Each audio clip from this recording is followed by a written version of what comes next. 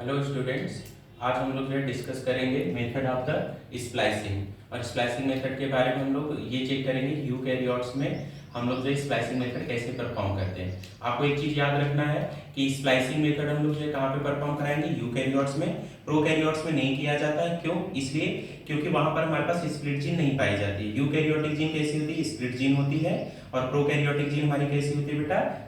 Non split gene. ठीक है ना। तो हम लोग जो है स्प्लाइसिंग मेथड कहाँ पे अप्लाई करेंगे? यूकैरियोटिक ऑर्गेनिज्म के लिए।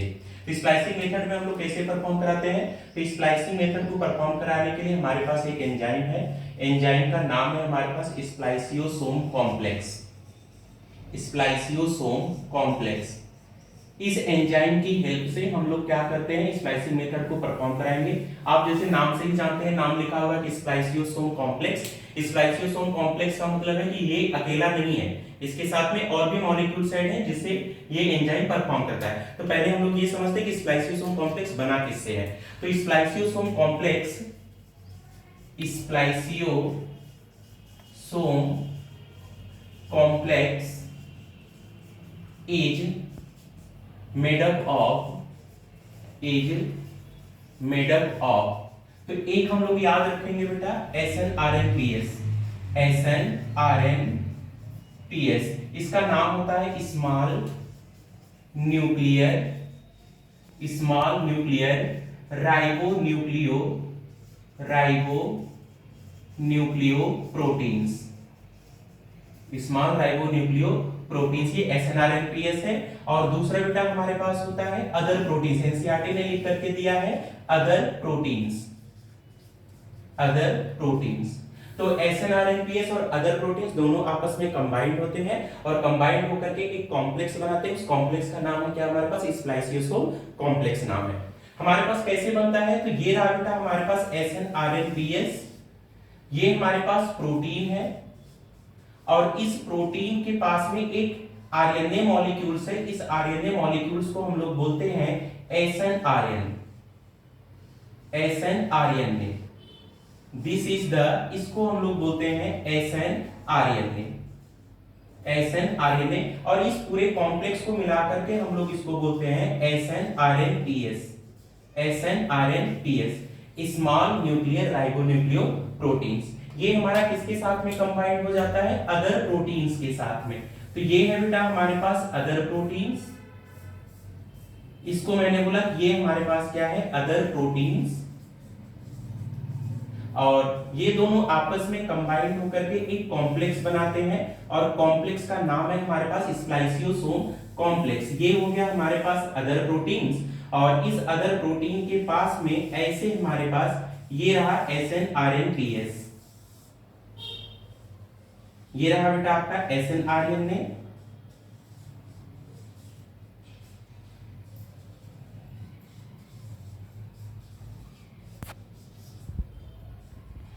हमारे पास SNRNA है और इस तरीके से हमारे पास जो कॉम्प्लेक्स बना है इसको हम लोग बोलते हैं spliceosome complex. This is known as spliceosome complex. अगर आपको हमारी वीडियो पसंद आ रही है तो आप जो इसको लाइक और सब्सक्राइब करें और ज्यादा से ज्यादा अपने फ्रेंड्स के साथ में शेयर करें जिससे उनकी भी नीट के एग्जाम के लिए हेल्प हो सके। आइए बच्चों हम लोग समझते हैं स्प्लाइसियोसोम कॉम्प्लेक्स का फंक्शन क्या है। स्प्लाइसियोसोम करता क्या है बेटा? कि spliceosome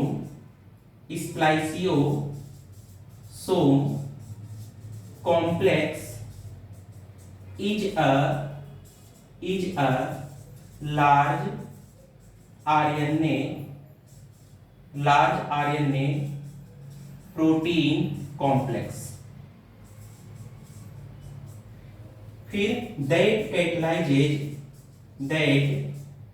catalyzes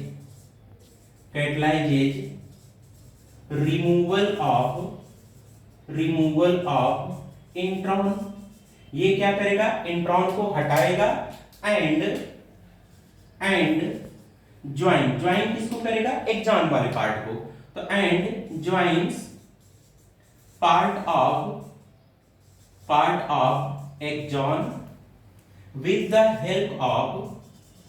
with the help of enzyme कौन सा लेंगे हम लोग बेटा? RNA ligase enzyme, help of RNA ligase enzyme. और ये का टू प्रोड्यूस मैच्योर आरएनए। और इस तरीके से हमारे पास क्या बन जाता है? मैच्योर आरएनए बन जाता है। अब हमको मैच्योर ये प्रोसेसिंग, स्प्लाइसिंग प्रोसेसिंग अगर परफॉर्म कराना है तो उसके लिए हमको क्या पहले ये चेक करना पड़ेगा कि हमारे पास स्प्लिट जीन क्या होती है। स्प्लिट जीन का मतलब होता है कि when coding part contains along with the non coding part, such genes are known as the split gene। और जब आप स्प्लिट जीन का ट्रांसक्रिप्शन करते हैं तो ट्रांसक्रिप्शन के बाद हमारे पास जो आरएनए बनता है उसको हम लोग बोलते हैं एचएनआरएनए। जैसे मैंने आपको बोला बेटा कि ये हमारे पास सीक्वेंस ऑफ द डीएनए है, ये हमारे पास क्या है? डीएनए। मैंने बोला कि ये हमारे पास क्या है? डीएनए है। दिस इज द डीएनए, ये हमारे पास डीएनए है। हमारे पास होता क्या है कि मान लीजिए मैंने बोला कि ये वाला पार्ट हमारे पास क्या है? Coding part. फिर हमारे पास नॉन कोडिंग पार्ट, फिर हमारे पास क्या आएगा? Coding part. तो कहने का मतलब ये हमारे पास क्या है? Non coding part. इसको हम लोग बोलते हैं नॉन कोडिंग सीक्वेंस, और इसको हम लोग बोलते हैं कोडिंग सीक्वेंस। और ये भी हमारे पास क्या है बेटा? Coding sequence. जो होता है बेटा ये कोड्स फॉर किसके लिए कोड करता है? तो आप आंसर देंगे एक्सॉन को कोड करता है। Coding sequence codes for exon. और नॉन कोडिंग जो सीक्वेंस होता है ये किसको कोड करता है? Codes for intron. किसके लिए कोड करेगा? इंट्रॉन के लिए। कहने का मतलब अगर मैं इसका क्या करा दूं? ट्रांसक्रिप्शन। इसका मैं क्या करा दूं? ट्रांसक्रिप्शन। जब आप ट्रांसक्रिप्शन कराएंगे तो मॉलिक्यूल्स बनेगा, वो हमारा आरएनए मॉलिक्यूल्स कैसा होगा बेटा? तो आप आंसर देंगे एक्सॉन वाला पार्ट भी होगा और इसके पास इंट्रॉन वाला पार्ट भी होगा। ये हमारे पास आरएनए मॉलिक्यूल्स है। मैंने बोला कि यहां से लेकर के ये वाला जो पार्ट है, this part is known as the exon, और ये वाला पार्ट अपने पास क्या है? इंट्रॉन। फिर से हमारे पास कौन सा पार्ट आ गया बेटा? एक्सॉन वाला पार्ट। और फिर से हमारे पास कौन सा आ गया? इंट्रॉन। तो मैंने बोला ये हमारे पास क्या है? एक्सॉन है, ये हमारे पास इंट्रॉन है, और ये भी, इसको भी हम लोग क्या बोलेंगे? एक्सॉन। मान लो इसको मैं बोलता हूं एक्सॉन 1, ये हमारे पास एक्सॉन 2 है, और यहां पर एक और दिखा देता हूं अपने, इसको हमने बोल दिया कि ये हमारे पास एक्सॉन 3 है, इसको मैं इंट्रॉन 1 बोल दूंगा, और मैंने इसको क्या बोल दिया? इंट्रॉन 2। इस टाइप के आरएनए को हम लोग बोलते हैं एचएनआरएनए, या फिर बेटा इसी का दूसरा नाम है प्री का मतलब इनएक्टिव, प्री एमआरएनए। क्या बोलेंगे इसको? Pre mRNA. या फिर इसी का दूसरा नाम है हमारे पास बेटा इमेच्योर आरएनए। और हमको क्या करना है? ये इसका 5 प्राइम एंड है, और ये हमारे पास क्या है बेटा? 3 प्राइम एंड है, क्योंकि पॉलीमराइजेशन की डायरेक्शन कैसी है हमारे पास? 5 प्राइम टू 3 प्राइम। हमारे पास ये स्ट्रैंड 5 प्राइम है, ये 3 प्राइम है, इस स्ट्रैंड का नाम हम रख देंगे बेटा 3 प्राइम, और ये हमारे पास क्या है? 5 प्राइम। और जब भी हम लोग जो है पॉलीमराइजेशन कराते हैं तो कौन से स्ट्रैंड का कराएंगे? डीएनए टेम्पलेट का। तो 3 प्राइम टू जो 5 प्राइम वाली डायरेक्शन है, 3 प्राइम टू जो 5 प्राइम वाली डायरेक्शन है हमारे पास, इसको हम लोग क्या बोलते हैं?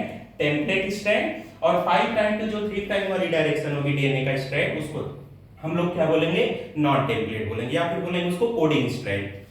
हमको सबसे पहले इस एचएनआरएनए को क्या करना है? प्रोसेसिंग कराना है। तो एचएनआरएनए की प्रोसेसिंग कराने के लिए हमको क्या करना पड़ेगा? यहाँ पर कैपिंग करना पड़ेगा, और यहाँ पर हमको क्या करना पड़ेगा? टेलिंग। अब बात ये आती है कि हम लोग कैपिंग और टेलिंग करेंगे क्यों? कैपिंग और टेलिंग इसलिए किया जाता है क्योंकि हमारे पास ये आरएनए प्रोड्यूस कहां पे हुआ है? न्यूक्लियस में, और न्यूक्लियस के अंदर एक एंजाइम प्रेजेंट होता है, राइबोन्यूक्लियेज एंजाइम।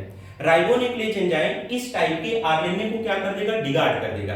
तो अगर मैं कैपिंग और टेलिंग कर देता हूं, तो कैपिंग और टेलिंग करने की वजह से ये आरएनए हमारा राइबोन्यूक्लियेज एंजाइम से डिगार्ड होने से, या फिर उन्हें डिस्ट्रॉय होने से क्या हो जाएगा? प्रोटेक्टेड हो जाता है। तो हम अपने आरएनए को प्रोटेक्ट करने के लिए सेल क्या करता है? 5 प्राइम एंड पर कैपिंग कर देता है, 3 प्राइम एंड पर क्या कर देगा? टेलिंग। कैपिंग करने की वजह से राइबोन्यूक्लियेज एंजाइम जो होता है वो इस आरएनए के सीक्वेंस को आइडेंटिफाई नहीं कर पाता है, जिसकी वजह से ये एंजाइम जो है इस आरएनए को ब्रेक डाउन भी नहीं कर पाएगा। आइए यहाँ पर हम लोग चलते हैं, चेक करते हैं कि हमारे पास ये जो एचएनआरएनए है इसको हम लोग जो इसकी प्रोसेसिंग कैसे कराते हैं। तो यहाँ पर हमारे पास नेक्स्ट जो टॉपिक है इसमें हम लोग करेंगे प्रोसेस्ड आरएनए। और प्रोसेस्ड आरएनए किसकी हेल्प से कराएंगे, तो आप याद रखेंगे बेटा प्रोसेसिंग ऑफ आरएनए हम लोग कराएंगे with the help of the spliceosome complex. ये रहा हमारे पास HNRNA, this sequence is known as the hnRNA.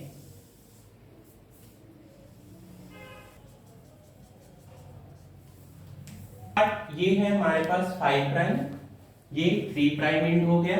इसको मैंने बोला कि ये हमारे पास एक्सॉन है, ये हमारे पास इंट्रॉन, फिर exon 2, exon 1, exon 2, intron 2, intron 1, और ये भी हमारे पास एक्सॉन थर्ड पार्ट हो गया। इसको हमने बोला कि ये हमारे पास है एचएनआरएनए। हमको क्या करना है, पहले इसको हमको स्टेबल बनाना है। तो स्टेबल बनाने के लिए हम लोग क्या करेंगे, 2 पॉइंट करेंगे, कैपिंग और टेलिंग करेंगे। तो मैंने यहां पे लिखा टू मेक स्टेबल। कैसे करेंगे, पहले तो हम लोग करेंगे कैपिंग एट 5 प्राइम एंड पर कैपिंग। फिर सेकेंड स्टेप है हम लोग क्या करेंगे, टेलिंग एट 3 प्राइम एंड। और कैपिंग के लिए हम लोग क्या यूज करते हैं, तो यहां पर एक एंजाइम होता है जिसका नाम है ग्वानाइल ट्रांसफेरेज एंजाइम। इसको मॉडिफाइड, ये मॉडिफिकेशन ऑफ द किसका है, 7 मिथाइल ग्वानोसिन ट्राइफॉस्फेट का। और टेलिंग में हम लोग क्या करते हैं, पॉली एडिनाइलेट रेसिड्यू, लगभग उसमें 200 से 300 मॉलिक्यूल क्या प्रेजेंट होते हैं, एडिनाइलिक एसिड होते हैं। तो इनको हमको क्या करना है, यहाँ पर ऐड करना है। तो हमने क्या किया, हमारे पास ये जो आरएनए था, इस आरएनए के 5 प्राइम एंड पर यहां पर मैंने क्या कर दिया, कैपिंग। यहां पर मैंने क्या कर दिया, कैपिंग कर दिया। तो इसको मैंने क्या बोला, इसको मैंने बोला कैपिंग। और कैपिंग किसका किया, ताकि एनसीईआरटी ने यहां पर ऐसे लिखा है मिथाइल ग्वानोसिन ट्राइफॉस्फेट। इसको बेटा हम लोग बोलते हैं 7 मिथाइल ग्वानोसिन ट्राइफॉस्फेट। और ये जो 7 मिथाइल ग्वानोसिन ट्राइफॉस्फेट है, this is the complementary sequence of the smaller ribosome sub unit में। जो आपने याद किया होगा, इस राइबोसोम की जो स्मॉलर सब यूनिट होती है उसके पास 18S आरएनए होता है। तो ये 18S आरएनए का क्या होता है, कॉम्प्लीमेंट्री सीक्वेंस होता है। इसी की हेल्प से जो राइबोसोम की स्मॉलर सब यूनिट होती है वो आकर के आरएनए के साथ में क्या करेगा, बाइंड करेगा। यहां पर हम लोग क्या करेंगे बेटा, टेलिंग करेंगे। और टेलिंग के लिए हम लोग क्या यूज करेंगे, एनसीईआरटी ने यहां पर लिख करके दिया है पॉली ए टेल। मतलब यहां पर हम लोग बेटा 200 से 300 molecules of the adenylic acid को ऐड कर देंगे। और इस तरीके से हमारा जो आरएनए होता है ये स्टेबल हो जाता है, और हम लोग इसको बोलते हैं स्टेबल एचएनआरएनए। स्प्लाइसिंग करने से पहले आपको आरएनए को क्या बनाना है, पहले हम लोगों को इसको स्टेबल बनाना है। तो ये हमारे पास 7 मिथाइल ग्वानोसिन ट्राइफॉस्फेट की मैंने क्या कर दिया, कैपिंग कर दिया 5 प्राइम एंड पर। और 3 प्राइम एंड पर हम लोगों ने क्या कर दिया, पॉली ए टेल लगा दिया। पॉली ए टेल कहां पर, 3 प्राइम एंड पर। ये आपको पता है एक्सॉन वाला पार्ट है, दिस इज द इंट्रॉन। फिर से हमारे पास एक्सॉन वाला पार्ट, और फिर से इंट्रॉन, और फिर से हमारे पास exon, intron, exon, intron, exon. अब बेटा यहाँ पे हम लोग जो है स्प्लाइसियोसोम एंजाइम का यूज करेंगे, और उसका यूज करके हम लोग क्या करेंगे, स्प्लाइसिंग कराएंगे। तो नेक्स्ट स्टेप में हमको क्या कराना है, यहाँ पर स्प्लाइसिंग। स्प्लाइसिंग कैसे कराएंगे, splicing with the help of किसकी हेल्प से कराएंगे, स्प्लाइसियोसोम कॉम्प्लेक्स। स्प्लाइसियोसोम कॉम्प्लेक्स जरा यहां पे चेक करिएगा, spliceosome complex large RNA protein complex है। ये क्या करता है, इंट्रॉन को हटाएगा और एक्सॉन को क्या करेगा, ज्वाइन कराएगा। एंजाइम कौन सा यूज करेगा, आरएनए लाइगेज एंजाइम। अब हम लोग चलते हैं यहाँ पर, इसको प्रोसेसिंग करते हैं कि प्रोसेसिंग कैसे परफॉर्म कराई जाएगी। ये रहा स्प्लाइसियोसोम कॉम्प्लेक्स। यहाँ पर अपने क्या करते हैं कि इंट्रॉन को हटाना है तो दो स्प्लाइसियोसोम कॉम्प्लेक्स बना लेते हैं। ये हमारे पास स्प्लाइसियोसोम कॉम्प्लेक्स है और ये रहा बेटा हमारे पास आरएनए।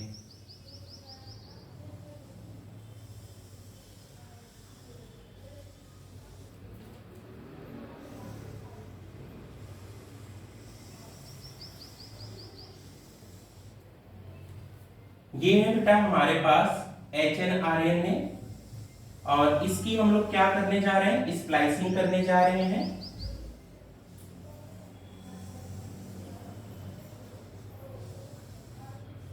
देखो ये रहा हमारे पास एक्सॉन वाला पार्ट, इतना मैंने एक्सॉन मान लिया। फिर ये हमारे पास क्या है, इंट्रॉन। इसको क्या बोला हमने, एक्सॉन फर्स्ट, इंट्रॉन फर्स्ट। फिर से हमारे पास क्या आ गया, exon second. This is the exon second, exon 2। और ये हमारे पास क्या है, इंट्रॉन सेकेंड पार्ट। और फिर से हमारे पास ये क्या रहा, एक्सॉन का थर्ड पार्ट। और यहां पर क्या है, poly A ten 3 prime and पर, और ये है हमारे पास 5 प्राइम एंड, यहाँ पे 7 मिथाइल गुआनोसिन ट्राइफॉस्फेट लगा हुआ है। ये रहा हमारे पास स्प्लाइसियोसोम कॉम्प्लेक्स। और स्प्लाइसियोसोम कॉम्प्लेक्स के पास आपको पता है कि हमारे पास एक प्रोटीन है जिसका नाम है SNRNPS, और इसके पास एक आरएनए का मॉलिक्यूल्स है जिसको हम लोग क्या बोल रहे हैं, स्मॉल राइबोन्यूक्लियोप्रोटीन्स। ये SNRNA जो होता है ये क्या करेगा, जो भी इंट्रॉन वाला पार्ट है उसको कट करके क्या कर देगा, यहां से रिमूव कर देगा। सेम ऐसे यहां पर भी हमारे पास है ये, और ये बेटा हमारे पास आरएनए मॉलिक्यूल्स है, SNRNA मॉलिक्यूल्स। और आपको पता है कि मैंने आपको बोला है कि ये वाला जो स्ट्रक्चर है इसी को हम लोग क्या बोल रहे हैं बेटा, स्प्लाइसियोसोम कॉम्प्लेक्स बोल रहे हैं। This structure is known as the spliceosome complex. Spliceosome complex क्या करेगा, ये इंट्रॉन को यहां से कट करके अलग कर देगा, और जो भी एक्सॉन पार्ट है with the help of RNA ligase enzyme की हेल्प से इनको क्या कर देगा, ऐड कर देगा। तो ये यहाँ पे हम लोग नेक्स्ट स्टेप में क्या करेंगे, तो हमारे पास स्प्लाइसिंग में क्या होता है, ये क्या करता है, remove intron from the HNRNA। ये HNRNA से इंट्रॉन को क्या करेगा, हटाएगा। सेकेंड पार्ट क्या है बेटा, ये क्या करेगा, join exon with the help of enzyme कौन सा यूज करेंगे, आरएनए लाइगेज। हम लोग आरएनए लाइगेज एंजाइम की हेल्प से एक्सॉन वाले पार्ट को ऐड कर देंगे। तो आप जरा देखो यहाँ पे मैं दिखाता हूँ बेटा आपको कि इस तरीके से हमारा जो इंट्रॉन था ये रिमूव हो गया है यहाँ से। This is the intron. ये हमारे पास इंट्रॉन वाला जो पार्ट था ये यहाँ से कट करके अलग हो गया। कितने हुए, 2 पार्ट, एक ये हो गया और साथ में हमारे पास ये दूसरा वाला इंट्रॉन वाला पार्ट। इस तरीके से हम लोगों ने ये क्या कर दिया, हमारे पास इंट्रॉन 1 और इसको मैंने बोल दिया इंट्रॉन सेकेंड। और इस तरीके से ये हटा और हमारे पास इस तरीके से जो नया आरएनए मॉलिक्यूल्स बना ये बन गया हमारे पास एक new RNA molecules. 3 prime and पर क्या लगाए हम लोग, पॉली ए टेन, और यहां पर हम लोगों ने क्या कर रखा है बेटा, कैपिंग 7 मिथाइल गुआनोसिन ट्राइफॉस्फेट का, ये 5 प्राइम एंड है। तो ये हमने क्या कर दिया, ये हमारे पास एक्सॉन फर्स्ट हो गया और ये हमारे पास एक्सॉन सेकेंड, ये एक्सॉन थर्ड। इस तरीके से आरएनए लाइगेज एंजाइम की हेल्प से हम लोगों ने क्या किया, एक्सॉन वाले पार्ट को ऐड करके इस तरीके से, इसको मैंने बोला exon 1, this is the exon 2, this is the exon third. और इस तरीके से हमारे पास क्या प्रोड्यूस हो गया, मैच्योर एमआरएनए, या फिर हम लोग इसी को बोलते हैं प्रोसेस्ड आरएनए। अब इसका यूज हम लोग कहां पे करें? अब ये जो आरएनए ये प्रोसेस कहां पे चला हमारे पास? न्यूक्लियस के अंदर चला है। तो ये आरएनए अब क्या करेगा? न्यूक्लियस से ट्रांसपोर्ट होकर के बाहर की तरफ जाएगा और साइटोप्लाज्म के अंदर हमारे पास क्या प्रेजेंट है? राइबोसोम। राइबोसोम आएगा, इसके साथ में बाइंडिंग करेगा और प्रोसेस क्या कराएगा? ट्रांसलेशन। इस तरीके से न्यू प्रोटीन होगी और जो यूकैरियोटिक सेल अपने जीन को क्या करेगा? एक्सप्रेस कराएगा। तो ये बेटा हमारे पास आरएनए स्प्लाइसिंग मेथड है पूरा। कोशिश किया बेटा मैंने आपको अच्छे से एक्सप्लेन करने का। अगर आपको समझ में आया हो तो आप मेरे चैनल पे नए हैं तो लाइक और सब्सक्राइब करें और अपने दोस्तों के साथ शेयर करें, जिससे ज्यादा से ज्यादा लोगों की इसमें क्या हो सके? हेल्प हो सके। Okay, thank you. आपको अगर इस टॉपिक में कोई डाउट हो आप हमसे कमेंट में पूछ सकते हैं, मैं आपके रिप्लाई करूंगा। और अगर आपको कोई टॉपिक जो कॉम्प्लिकेटेड लग रहा है, अगर आप वो मेरे से पढ़ना चाहते हैं तो आप कमेंट करिएगा, उस टॉपिक पे कोशिश करूंगा वो टॉपिक भी मैं आपको एक्सप्लेन करके फिर से अपलोड करूंगा। ओके, थैंक यू बेटा।